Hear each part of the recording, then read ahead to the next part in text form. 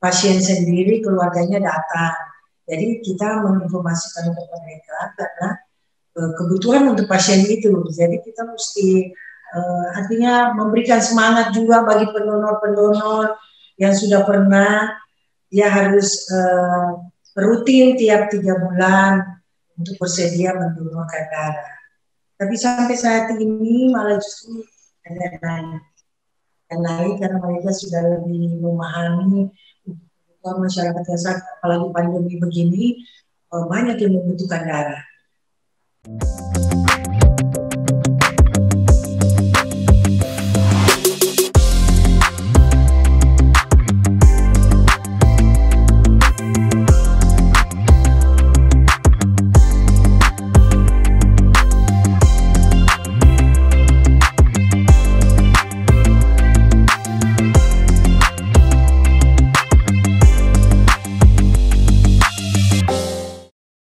Oke, kalian semuanya senang bisa ada lagi di video terbaru M&M Enterprises 2020 dengan konten What's Going On Chit-Chat with Mariska. Dan saat ini di video terbaru kali ini yang akan chit-chat dengan Mariska adalah seorang ibu cantik, ibu yang memiliki hati yang tulus untuk menolong orang lain, menolong sesama.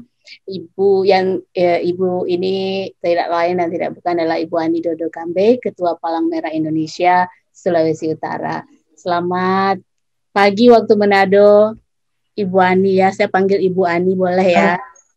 Boleh. Apa kabar? Ini kan sedang giat-giatnya saya lihat banyak sekali media online, banyak berita tentang Ibu. Waktu kemarin dilantik sebagai Ketua PMI dan langsung bergerak melakukan banyak sekali kegiatan. Boleh cerita Bu tentang kegiatan, karena kan ini juga masih dalam keadaan pandemi walaupun sudah semakin baik. Ya, ini donor darah ketika pandemi berbeda dengan yang dulu tuh. Ya, sudah pasti berbeda. Ya pasti turun. Stok di donor darah itu pasti turun. Karena apa? Orang saat ini jadi ketakutan donor. Tapi kami dari PMI tetap mensosialisasikan manfaat daripada donor darah itu apa. Justru dengan donor darah itu mereka tuh pendonor tambah sehat ya. Malah ada yang takut. Tapi sekarang mulai naik lagi. Dari stok kita yang kita akan capaikan di sini Sulawesi Utara itu harus 2.500 kantong, kalau bisa sampai 3.000 untuk per bulan. Ya. Nah, sementara sudah berjalan itu sampai 1.700, ini menurun jauh sampai 45%. Tapi tetap kami itu kalau orang mau membutuhkan darah, jadi ada perhatian juga dari keluarga pasien masing-masing. Kalau misalnya stok habis, mereka juga dari pasien sendiri, keluarganya datang. Jadi kita menginformasikan kepada mereka karena kebutuhan untuk pasien itu. Jadi kita mesti artinya memberikan semangat juga bagi pendonor-pendonor yang sudah pernah, dia harus rutin tiap 3 bulan untuk bersedia mendonorkan darah. Tapi sampai saat ini malah justru ada naik karena mereka sudah lebih memahami masyarakat desa, apalagi pandemi begini, banyak yang membutuhkan darah. Khususnya itu yang plasma itu kan, plasma darah itu kan yang dibutuhkan yang orang kena COVID. Kami di Sulawesi Utara sekarang sudah mempersiapkan mesin peralatan itu untuk mengambil plasma. Karena pendorong sebelumnya kami itu dari 10 kantong, misalnya 10 orang diambil itu lama prosesnya. Tapi sekarang kami sudah punya mesin ferensis mesinnya itu untuk 1 kantong aja bisa dapat plasma untuk orang yang benar.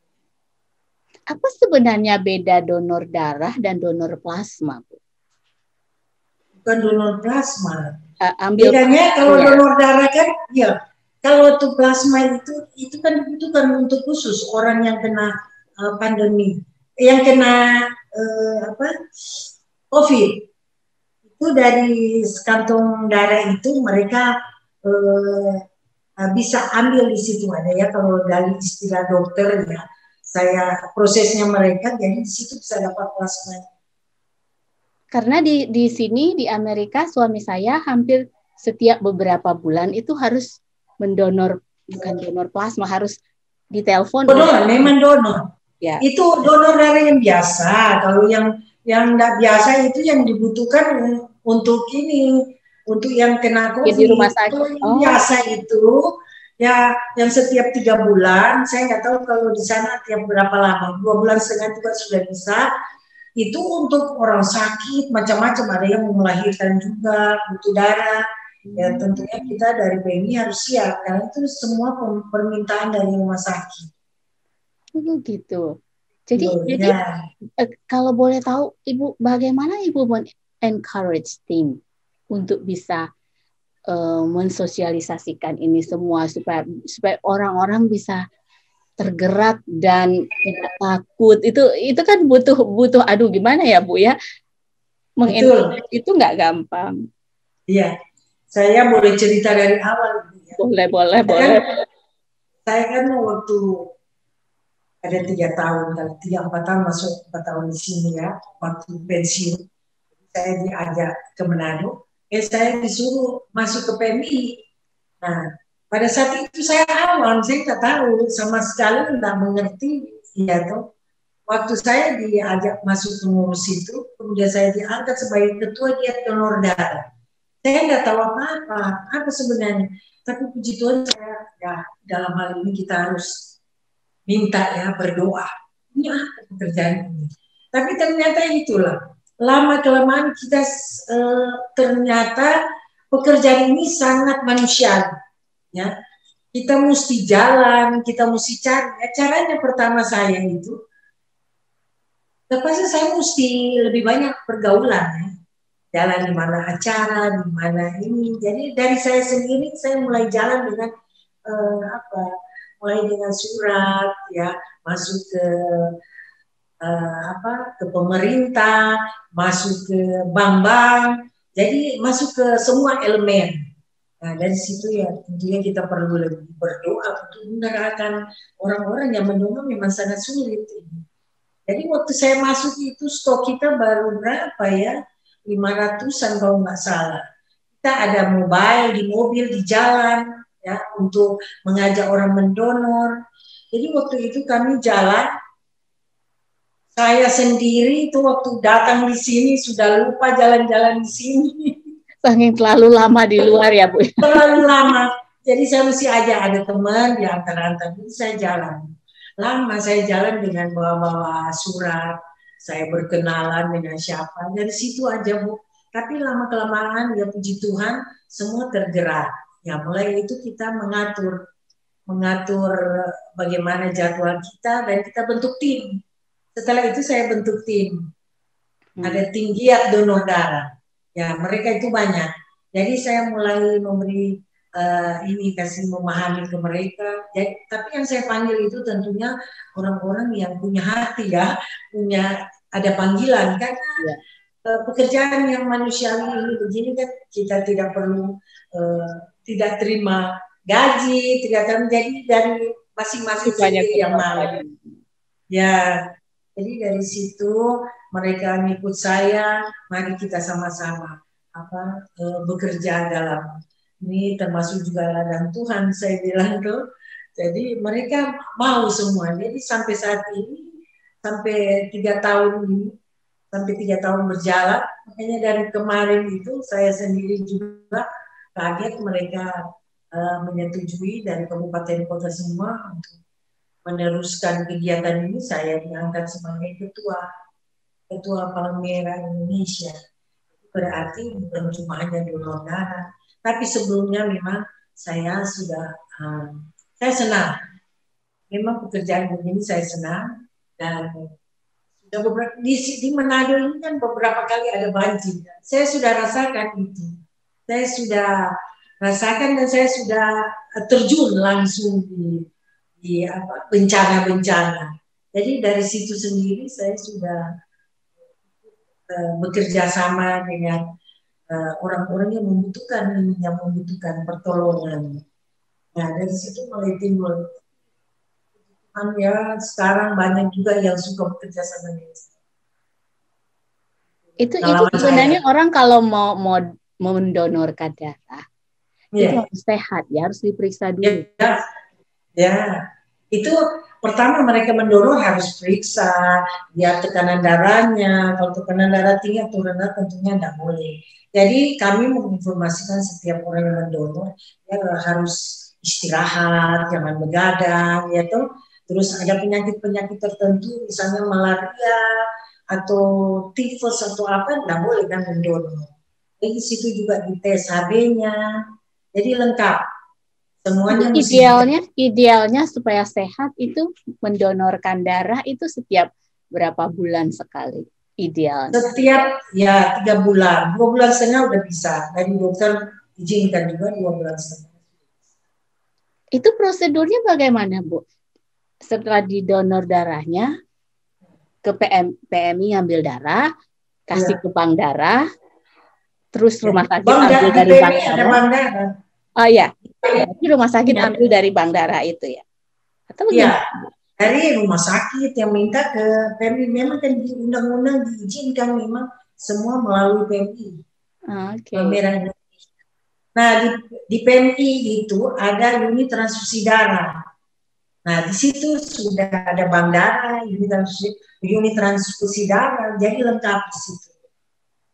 Jadi sekarang karena banyaknya mereka orang-orang yang tergerak hatinya, tulus hatinya ingin mendonorkan darah. Jadi sekarang tidak kekurangan ya, rumah sakit tidak perlu khawatir. Ya, sementara ini ya siap. Jadi artinya itulah kita harus mensosialisasikan kepada orang-orang supaya mereka mengerti benar manfaat daripada donor darah, ya toh? Karena kadang-kadang dia bilang, darah saya kalau diambil nanti habis, padahal dia tidak tahu sirkulasi darah itu. Ada yang penakut. Nah, yang kita harus sosialisasikan justru mulai dari anak-anak muda. Jadi pendonor itu kalau dari umur 17 sampai 60 bisa mendonor. Sampai 60 tahun. Nah, jadi bagusnya memang kita mesti mendorong anak-anak dari anak-anak muda. Anak-anak muda itu supaya panjang kan, dia sebagai pendonor itu panjang. Waktunya untuk mendonor. Nah, sementara ini kami sedang giat-giatnya ke universitas, kemana itu mereka anak-anak muda tuh ya lumayan sekarang sudah banyak yang mengerti. Jadi itulah makanya dari PMI itu harus memperkenalkan, harus di mana-mana terjun. Nah sementara kita kan di Sulawesi Utara ini 15 kabupaten kota ya.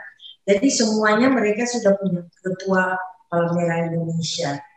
Jadi yang jauh-jauh yang ada rumah sakit dan punya bank darah, yang punya UTD, jadi mereka bisa tangani sendiri untuk rumah sakit sendiri. Tapi kalau yang nggak punya, dia kan datang di rumah sakit di Kando, di Manado, jadi perjalanan kan jauh. Jauh ya. Jadi kita di PMI ini harus support juga di rumah-rumah sakit, harus ada unit transfusi darah, jadi nggak jauh turun ke Manado. Ketika Ibu menolong orang lain, Ibu memperhatikan orang lain, apa yang Ibu rasakan? Ya, sudah pasti puas. Puas. Bukan lagi puas, kayaknya mau menangis ya, terharu karena ya bisa membantu orang lain ya. Ya. Kalau sekarang dari PMI, saya boleh nggak cerita soal sedikit tentang keluarga mungkin, karena Ibu kan banyak adik kakak tuh. Suami saya 9, Bu. Tapi kompaknya minta ampun, kompak sekali. Setiap hari mereka selalu berkomunikasi. tiap hari nggak berhenti itu, entah cuma nanya kabar, hal-hal kecil. Mereka berkomunikasi dan sangat kompak, mereka saling support dan saling sayang. Itu karena banyak kali ya Bu ya, jadi itu kompak sekali. Ibu pengalamannya. Saya jadi terharu juga lihat Ibu menangis karena menolong orang, karena saya juga walaupun ya saya ya nolongnya hal-hal kecil mungkin ya Bu ya, belum bisa dengan hal-hal yang besar, tapi kalau bisa nolong orang senang ya Bu ya, agak terima, ada seperti perasaan yang akhirnya kayaknya hidup kita bisa bermakna gitulah sama orang lain gitu kan. Itu lebih satu dari suami saya 9. Iya. Jadi apa ya? Karena mungkin dari kecil itu kami satu kamar ya bersama, jadi hubungan emosional itu sangat dekat. Ya. Sehingga terbentuklah dari kecil saling komunikasi. Jadi walaupun ini saat ini sudah berkeluarga, kakak beradik sudah ini semua, tapi tetap mungkin sama kayak suaminya Ibu ya. Jadi sampai saat ini kami puji Tuhan komunikasi lancar, ada apa-apa saling membantu. Jadi semuanya itu terjun juga di pelayanan. Jadi puji Tuhan ada yang pendeta juga. Jadi pelayanan ya. Jadi itu seperti itu Bu. Jadi ya mungkin terbentuknya seperti itu komunikasinya. Jadi suaminya Ibu seperti itu. Ada pengalaman yang lucu enggak Bu, yang Ibu ingat di masa kecil Bu? Masa kecil. yang sangat menyentuh perasaan Ibu dan sampai sekarang tuh kalau ingat mau nangis karena ya pengalaman yang sangat menyentuh. Mungkin Ibu karena di bawah Ibu ada beberapa, Ibu harus nolong adik-adik, harus jagain mungkin waktu masih kecil. Oh, kalau masih kecil sih kami ini ya mungkin orang tua juga dekat ya, perhatian. Jadi ya biasa kan orang tua memang perhatian dengan. Tapi karena banyak juga kadang-kadang yang kakak yang perhatikan di bawah. Seperti itu kan. Ibu yang keberapa kalau boleh tahu, kalau maaf? Kalau saya kelima Bu. Oh, saya kelima di tengah. Tapi yang di atas itu yang paling tua sudah meninggal. Oh. Yang paling tua sudah gitu. Tapi sampai saat ini ya saling inilah dekat gitu. Bukan cuma orang tua, malah ponakan itu saling rangkul. Kan ponakan sekarang sudah banyak gitu yang berkeluar. Tapi mereka ngikutin tante-tante itu seperti itu, jadi ngikutin ponakan seperti itu. Karena dia lihat tante-tantenya itu, jadi mereka meniru. Akhirnya mereka jadi ngikut juga. Oke. Ada nggak yang paling dekat dengan Ibu? Ya, kalau ada itu suka telepon curhat, ya ngobrol-ngobrol. Ada nggak yang paling dekat dengan Ibu siapa tuh kalau boleh tahu? Kalau saya sih semua sama Bu. Ibu komunikasi ya. Ibu nggak mau. Ada apa saling. Jadi kalau paling dekat semua sama sih, kakak beradik juga begitu. Kalau ini satu curhat ke sana, curhat ke sini, jadinya. Jadi nggak ada yang khusus. Paling kalau 1 tahun semua tahu gitu. Oh gitu. Nggak ada yang rahasia Bu di kita. Nggak ada yang rahasia. Nggak ada yang rahasia Ibu. Semua keterbukaan. Kalau ada satu cerita ini sini, tukar pikiran seperti itu. Oke. Ada pengalaman lucu di antara adik kakak Bu?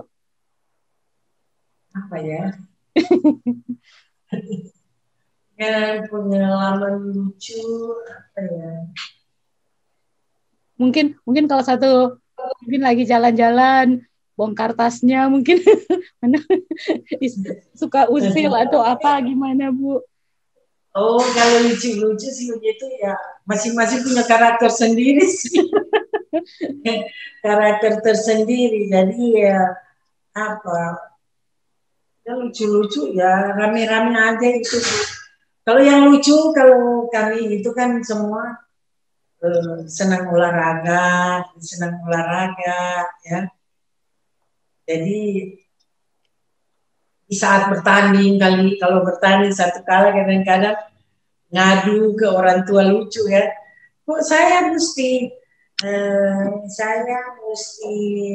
menang karena saya yang kakak gitu. Suka lucu-lucu seperti itu.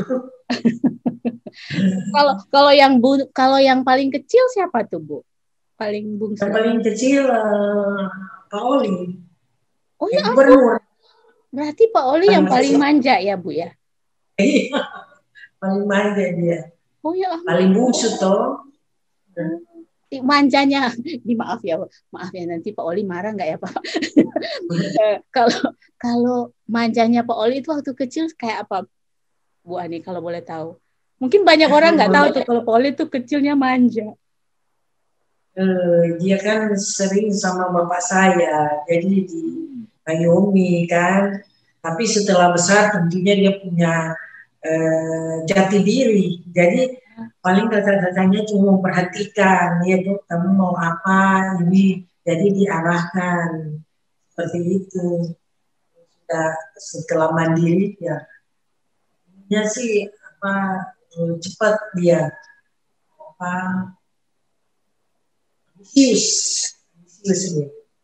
Okay. Dan dia mau sukses dan termasuk anak kalau orang kakak dengar-dengaran lah apa yang orang bilang dia ikut, jadi enggak seperti mungkin ada orang lain yang suka melawan, kalau dia sih enggak. Jadi karena mungkin itulah karena emosionalnya kita itu dekat ya, jadi seperti itu. Oke. Nah, saling masing-masing itu saling inilah mendengar gitu. Ngikut apa yang kakak-kakak kasih tahu, ngikut. Jadi sangat terharu juga ingat Ibu tadi bilang tentang bagaimana Ibu dengan penuh ketulusan hati ingin membantu orang lain, dan itu satu hal yang mungkin dari kecil kali ya Bu ya, Ibu seneng atau dari masa muda Ibu memang sudah senang membantu orang lain. Kita juga orang tua kita seperti itu sih, apalagi okay. saya. Jadi apa ya? Saya melihat juga saudara-saudara saya semua seperti itu. Jadi mengikuti orang tua. Ada yang susah, ada yang cepet-cepet ini, ada yang ini. Jadi mungkin ikut kali ya seperti itu. Jadi saya bisa mengambil kesimpulan itu termasuk juga gaya kan bilangnya pemimpin itu jadi panutan ya. Jadi karena Pak Oli selalu mengikuti, jadi orang tua jadi panutan, keluarga jadi panutan. Jadi mungkin itu jadi panutan juga gitu kali ya Bu ya. Iya, seperti ke bawah karena okay. Jadi kakak-kakak saya juga begitu, semuanya seperti itu sih. Jadi ada yang ini tolong ingetin ini, ada ini seperti itu. Jadi mungkin kebiasaan dari kecil kali, lihat orang tua juga, lihat nenek juga, oma-opa seperti itu. Jadi ya. Kepantesan keluarga ya saya bisa melihat, soalnya tipikal Pak Oli. Sekarang saya ngomong sama Ibu karena saya dulu wartawan di Manado agak. Iya. Tapi sekarang lihat Ibu saya jadi bisa apa ya, ini keluarga kompak dan saling sayang gitu ya, saling memperhatikan, saling gitu, dan ternyata semua dari orang tua ya, dari oma opa kemudian orang tua kemudian turun semua, dan sekarang Ibu bilang ponakan juga semua dengar-dengaran, semua nurut ya. Dari kecil.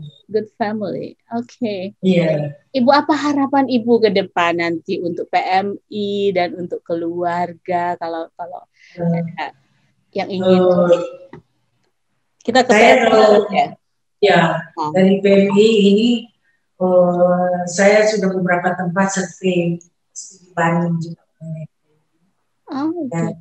ya ke Solo, mana saya pergi karena saya ingin tahu bagaimana kerja mereka, ya tuh. Jadi sekarang PMI itu ada beberapa tempat yang mandiri. Artinya mandiri mereka tidak mengharapkan bantuan, jadi mereka mandiri. Mandiri dengan segala kegiatan sehingga mereka boleh membiayai semua apa dengan kemandirian. Itu ada 7 prinsip PMI itu kemandirian, ya semua kerelaan dan segala macam. Jadi ada beberapa PMI di kabupaten kota saya survei. Nah, harapan saya di sini Sulawesi Utara kalau bisa seperti mandiri juga. Saya sendiri punya harapan juga di kabupaten kota sementara ini membangun semua itu. Jadi kami sendiri ini karena baru saya sudah rapat-rapat bagaimana ke depan supaya kita membangun PMI ini dengan baik sehingga masyarakat juga di Sulawesi Utara ini semua bisa terbantu. Bahkan kalau bisa mandiri kan ini orang-orang yang sakit nggak susah. Pasien biasanya kan ada yang kita dapati, yang kita terjun langsung setelah di rumah sakit, yang jaga pasien juga dia susah mencari darah di rumah sakit kosong padahal ada PMI. Mereka bisa kontak langsung, ada kerjasamanya dengan rumah sakit. Jadi yang kita rencanakan ini dari kami tim PMI itu supaya di beberapa rumah sakit di Sulawesi Utara boleh bekerja sama dengan PMI karena belum semua yang bekerjasama. Kalau yang bekerjasama itu, jadi mereka baik yang punya BPJS itu mereka nggak bingung-bingung lagi di rumah sakit kalau sakit kan. Nah sementara kalau yang tidak kerjasama dengan PMI dia tuh mesti keluar duit lagi, dia tuh mesti eh, mengikuti prosedur dari PMI itu biaya kantong dan segala macam kan ada itu seluruh Indonesia. Ya. Nah kalau dia ada kerjasama itu kan PMI dengan rumah sakit yang berurusan bukan pasiennya. Nah pasiennya ini juga mesti semuanya ada BPJS. Repot dia kalau tidak punya BPJS di rumah sakit. Kalau dia ada BPJS ya jadi cuma masuk aja urusan rumah sakit ya kan. Sekarang Jadi banyak banyak hal yang banyak hal yang sekarang juga ya rumah sakit baru di Menadi Sulut ya. iyo. Nah ini sementara lagi dia persiapan masa depan. Ya kebetulan juga yang direktur rumah sakit itu sekretaris PMI, sekretaris dari PMI. Bukan sekretaris, dia sebagai wakil dari PMI Sulut. Jadi ada beberapa yang ikuti pengurus itu harus ada dokter, ya. Jadi saya memilih itu mesti ada dokter, mesti ada bagian supaya cocok, ya. Semua bisa masuk di dalam organisasi itu, jadi bisa jalan bagus, PMI. Okay. Saya itu kegiatan saya itu bukan cuma cari darah, bahkan saya panti asuhan. Di saat hari-hari momen-momen yang bagus saya ke rumah sakit berdoa di sana. Saya kebetulan saya memang senang pelayanan itu intinya. Saya suka pelayanan. Jadi saya datangi rumah sakit juga berdoa di sana. Bukan cuma urusan darah. Jadi saya terjun ke semuanya kita lakukan. Jadi sebenarnya paket pelayanannya komplit, Bu. Sudah membantu semuanya. Dana, tenaga, ibu doain, komplit pelayanannya. Ya. Saya senang itu, Bu. Makanya saya juga ajak ke tim kita bukan cuma ini mengurusin baby, kita harus pelayanan, ya semua lah masuk di satu paket baby. Ya total ya semua hati dan semua yang ada pada kita tuh kita memang benar-benar ya itu ya kemanusiaan ya begitu harus benar-benar tulus, harus benar-benar. Iya betul. Saya sih waktu pensiun itu saya sempat ikut ini belajar sekolah Alkitab 1 tahun. Jadi apa ya, merindukan itu pelayanan. Kenapa nggak jadi pendeta, Bu? Gak usah, kalau mau pendeta gak usah, biar orang lain. Pelayanan itu kemana aja, yang penting kita tahu bagaimana kita sudah dipelihara lama sama Tuhan. Kita harus membagi. Biar kayak bejana ya, penuh itu ada terbuang itu ganti bejana itu yang keluar nanti diganti yang gitu seperti bejana ya penuh. Oke, Ibu, terima kasih. Dan untuk kalian semuanya, kita akan menyaksikan video dari berbagai kegiatan Palang Merah Indonesia Sulawesi Utara yang diketuai Ibu Ani Tundukambe lewat video berikut ini.